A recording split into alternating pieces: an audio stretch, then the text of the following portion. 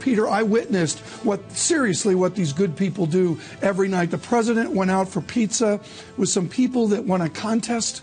He had a quick visit to a restaurant right next to the White House, Tom. And first of all, I want to disagree with you. This is still Nat's territory. It's still Nat's territory. I don't care what's going on in the Secret Service. This is still Nat's territory.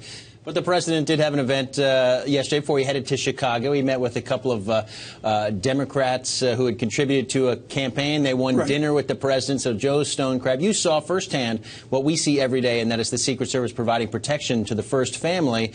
But obviously it hasn't been adequate, and we saw heads roll. We saw a political story play out yesterday with Julia Pierson's departure, and an efficiency story, a government functioning story. I think of the James Garfield Monument as you come down the slope from the Capitol. This is deadly serious business in Washington. What does the Secret Service need to do to move forward as Ms. Pierson steps aside?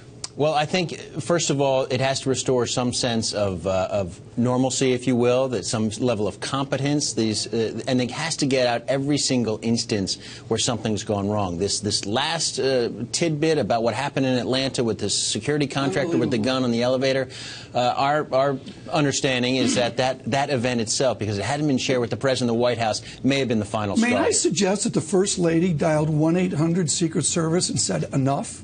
Could it have been a unilateral intervention by the First Lady? Well, it's interesting here that the person they've picked as the interim head of the Secret Service, Joe Clancy, headed the presidential protective detail for several years. She, as we understand it, was part of the decision to bring him on board. So this is about the first family. They have children in that house. They have other relatives in that house. And the bipartisan outrage up on Capitol Hill is pretty palpable. And this is, we focus on the elections now 4 weeks away. I believe there are 6 Senate races. We'll talk Alaska in the next hour. Right now, you want to talk Iowa. Why does that matter? Well, because it is a race. It's a blue state right now. Tom Harkin has held that seat for years.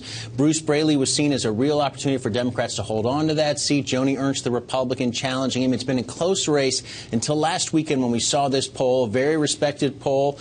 Seltzer and Company, they do polling for us here at Bloomberg. They got an A+ from 538 within the rating system. Very respected polls. This poll resonated with people because it showed her up by 6 points. It suggests Iowa may be in trouble for Democrats, and Iowa's critical to Democrats holding the Senate. It's not the only way they can get there, but everything has to go right for Democrats to hold the Senate in light of what we saw in Iowa. Speaking of polling, what is the likelihood of a Nationals-Orioles World Series? Boy, that would be a wonderful thing for the Beltway community. Traffic would be awful between the two cities, but we'd love to see it.